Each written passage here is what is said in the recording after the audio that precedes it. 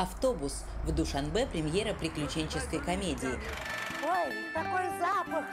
Ой, подождите! По сюжету находчивый водитель решает объехать пробку и меняет маршрут. Путь из маленького села в город. У каждого там свои важные заботы.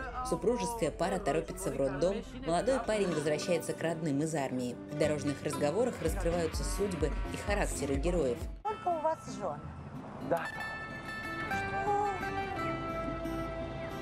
10? Одна из главных героинь – Наташа. Эта женщина мечтает переехать в Россию.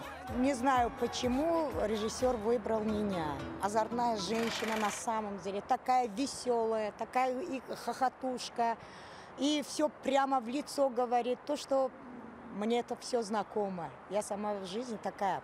Идея фильма у Абдулхая Закирова возникла несколько лет назад. Тогда он много путешествовал по стране. Гисарская долина, северная Исфара, тюльпановые поля Донгары. За окнами автобуса самые живописные места Таджикистана. Позитивные фильмы сейчас очень нужны. Мир переживает непростые времена, поэтому посмеяться, помечтать всем вместе полезно и важно. Кроме того, в этой комедии есть и драматические эпизоды, и элементы экшена.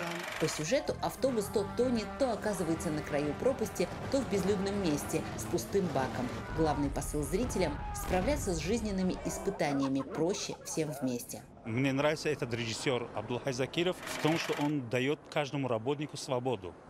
Это самый главный, который творческий потенциал требует от каждого этого. А когда у тебя есть свобода, что нужно для этого фильма, пытаешься дать. В процессе создания картины использовали анимацию и компьютерную графику.